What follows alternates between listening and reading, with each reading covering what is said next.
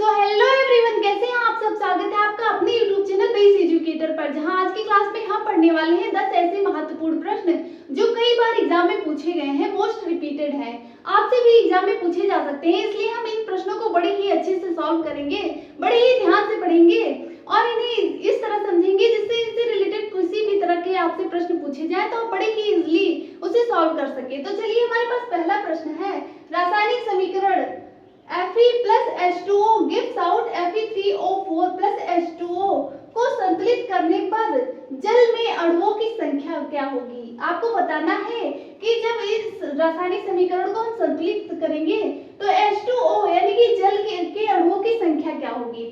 तो चलिए, सबसे पहले इसे हम संतुलित करते हैं। तो यहाँ पर Fe की संख्या है 3 और इस तरफ भी हमें 3 Fe चाहिए, तो सबसे पहले हम यहाँ 3 कर देते हैं। अब इधर भी Fe यानी आयरन की संख्या हो गई 3। अब हमारे पास यहाँ पर ऑक्सीजन की संख्या है 4 और इस तरफ है 8, इधर भी हमें ऑक्सीजन की संख्या 4 करनी होगी, तो हम यहाँ पर सबसे पहले 4 लगा लेते हैं। तो अब Fe की संख्या 3 है, इस तरफ भी Fe की संख्या 3 हो गई। यहाँ पर ऑक्सीजन की संख्या 4 है, इस तरफ भी ऑक्सीजन की संख्या हो गई 4। अब यहाँ पर हाइड्रोजन की संख्या 4 2 जा 8 यानी कि यहाँ पर 8 हाइड्रोजन हो गए, तो हमें यहाँ भी हाइड्रोजन की संख्या चाहिए 8, तो हम यहाँ पर कर देंगे 4 4 2 जा 8 यानी कि यहाँ भी हाइड्रोजन की संख्या हो गई 8 और यहाँ भी हाइड्रोजन की संख्या हो गई 8। अब हम देखते हैं ये समीकरण संतुलित है या नहीं। तो यहाँ पर देखिए Fe की संख्या 3, इस तरफ भी Fe की संख्या 3, यहाँ पर हाइड्रोजन की संख्या 4 2 जा 8 यानी कि हाइड्रोजन की संख्या है 8, यहाँ पर भी है हाइड्रोजन की संख्या 8, ऑक्सीजन की संख्या 4, ऑक्सीजन की संख्या 4, यहाँ भी ऑक्सीजन की संख्या है 4, यानी कि ये समीकरण हमारा संतुलित हो गया। तो यहाँ पर हमसे पूछा गया था कि जल में अणुओं की संख्या क्या होगी, तो जल में अणुओं की संख्या हो जाएगी 4, तो यहाँ पर ऑप्शन में दिया हुआ है 4 यानी कि 4 हमारा राइट आंसर हो जाएगा।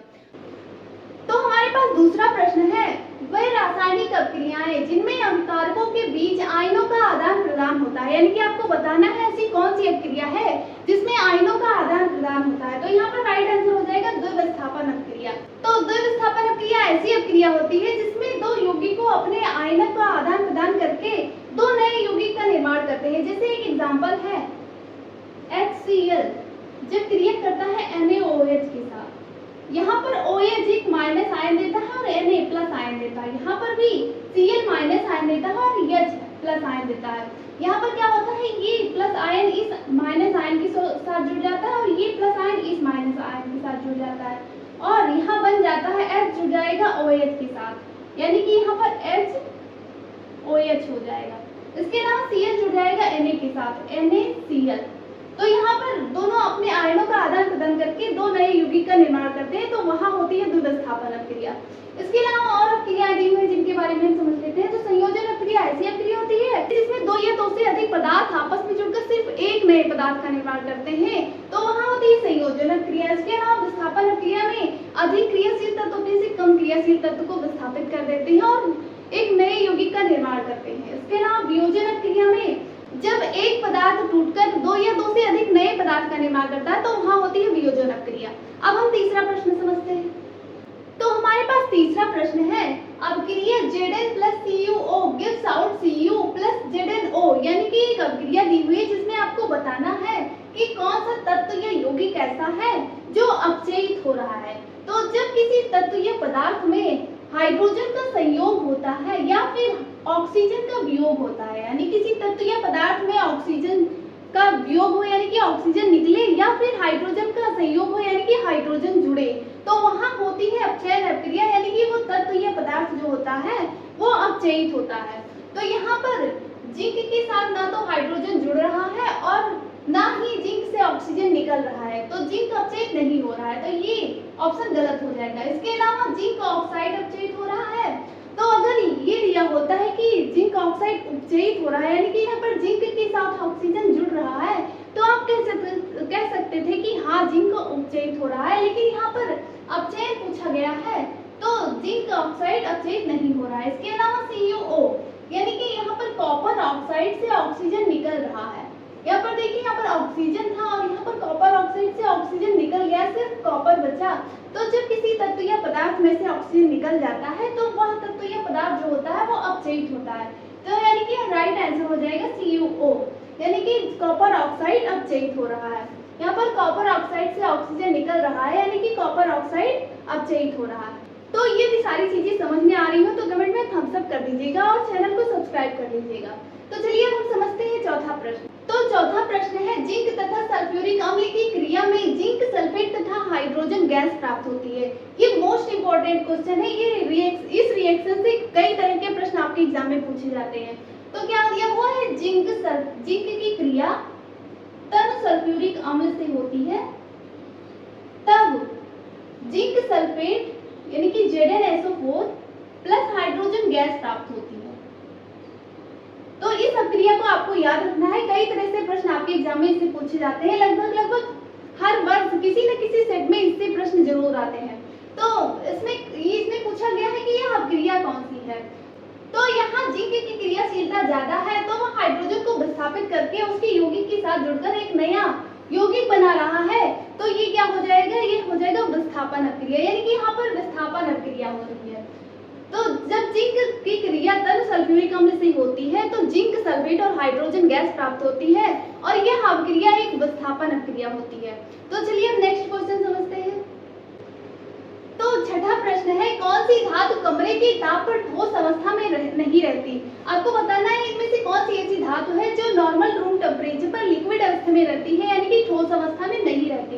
तो मैग्नीशियम, कॉपर और एल्युमिनियम ये तीनों ऐसी धातु हैं जो नॉर्मल रूम टेम्परेचर पर ये ठोस अवस्था में रहते हैं, लेकिन मरकरी एक ऐसा धातु है जो नॉर्मल रूम टेम्परेचर पर लिक्विड अवस्था में रहती है। इसके अलावा हमारे पास छठा प्रश्न है, कैल्शियम नाइट्रेट का रासायनिक सूत्र क्या होता है। तो आपको याद रखना है कैल्शियम नाइट्रेट का रासायनिक सूत्र होता है CaNO3 का होल ट्वाइस। इसके अलावा चलिए हम सातवां प्रश्न समझते हैं। तो सातवां प्रश्न है, इनमें से कौन सी अभिक्रिया है, यानी कि आपको बताना है ये जो अभिक्रिया दी हुई है वो कौन सी अभिक्रिया है। तो जब आपसे ऐसा प्रश्न पूछे जिसमें आपको पहचानना हो कि कौन सी अभिक्रिया हो रही है, तो आप सिंपल सा पदार्थों को AB की फॉर्म में लिख लिया करें। यहाँ पर एक को हमने A मान लिया, इसको B मान लिया। ये दोनों जब जुड़ रहे हैं तो AB एक नया पदार्थ बन रहा है, यानी कि जब दो पदार्थ आपस में जुड़कर एक नया पदार्थ बनाते हैं तो वहां पर होती है संयोजन अभिक्रिया, और यहाँ पर दो पदार्थ आपस में जुड़कर एक नए पदार्थ का निर्माण कर रहे हैं, तो ये हो जाएगी संयोजन अभिक्रिया। इसके अलावा आठवां प्रश्न है, निम्न में से कौन सी धातु है जो अम्लों में से हाइड्रोजन गैस को विस्थापित करती है। तो आपको बताना है ऐसी कौन सी धातु है इनमें से जो हाइड्रोजन गैस को विस्थापित करती है, कि यहाँ पर कोई ऐसा धातु है जो हाइड्रोजन से ज्यादा क्रियाशील है। तो यहाँ पर Ag यानी कि सिल्वर जो है वो हाइड्रोजन से कम क्रियाशील है, तो ये भी नहीं होगा। इसके अलावा पारा और कॉपर ये दोनों भी हाइड्रोजन से कम क्रियाशील है, और यहाँ पर मैग्नीशियम और जिंक जो है वो हाइड्रोजन से ज्यादा क्रियाशील है, तो ये हाइड्रोजन को विस्थापित कर देगा, यानी कि राइट आंसर हो जाएगा मैग्नीशियम और जिंक। तो यहाँ पर मैग्नीशियम और जिंक जो है जब अम्लों से क्रिया करेगा तो हाइड्रोजन गैस को विस्थापित कर देगा, यानी कि यहाँ पर मैग्नीशियम और जिंक जो है हाइड्रोजन से ज्यादा सक्रिय है। तो इन सभी चीजों को हमने विस्थापन क्रिया क्या होती है, दो विस्थापन अभिक्रिया क्या होती है, इनमें बड़े ही डिटेल में समझा है। तो आपने अभी तक वो वीडियो नहीं देखी तो जरूर जाकर देखिए। और चलिए हम नेक्स्ट क्वेश्चन समझते हैं। तो नौवां प्रश्न है, निम्न में कौन सी अभिक्रिया ऊष्माक्षेपी नहीं है। तो ऊष्माक्षेपी अभिक्रिया ऐसी अभिक्रिया होती है जिसमें अभिक्रिया के पश्चात ऊष्मा निकलती है, और ऊष्माशोषी अभिक्रिया ऐसी अभिक्रिया होती है जिसमें अभिक्रिया के लिए ऊष्मा की जरूरत होती है। तो यहाँ पर कैल्शियम कार्बोनेट को जब गर्म किया जाता है तो कैल्शियम ऑक्साइड और कार्बन डाइऑक्साइड प्राप्त होता है, यानी कि यहाँ पर ऊष्मा की जरूरत होती है अभिक्रिया के लिए। तो ये एक ऊष्माशोषी अभिक्रिया है, ना कि ऊष्माक्षेपी। तो हमारा राइट आंसर हो जाएगा A। इसके अलावा जब NaOH की क्रिया HCl यानी हाइड्रोक्लोरिक अम्ल से होती है तो वहां पर ऊष्मा निकलती है, यानी कि ये एक ऊष्माक्षेपी अभिक्रिया है। इसके अलावा ये सभी ऊष्माक्षेपी अभिक्रिया है, और कैल्शियम कार्बोनेट को गर्म करने पर कैल्शियम ऑक्साइड और कार्बन डाइऑक्साइड प्राप्त होती है, यानी कि इसको अभिक्रिया करने के लिए ऊष्मा की जरूरत होती है। तो ये एक ऊष्माशोषी अभिक्रिया है, ना कि ऊष्माक्षेपी। तो हमारा राइट आंसर हो जाएगा A। इसके अलावा हमारा 10वां प्रश्न है, कोयला का दहन कौन सी अभिक्रिया है। तो जब कोयले का दहन होता है, यानी कि जब कार्बन की क्रिया ऑक्सीजन से होती है तब कार्बन डाइऑक्साइड बनता है। तो यहाँ पर कार्बन के साथ ऑक्सीजन जुड़ रहा है, तो ये एक ऑक्सीकरण अभिक्रिया हो जाएगी, ये एक उपचयन या ऑक्सीकरण अभिक्रिया हो जाएगी। तो ये सारी चीजें समझ में आई हो तो वीडियो को लाइक कीजिएगा और चैनल को सब्सक्राइब कीजिएगा। मिलते हैं नेक्स्ट वीडियो में।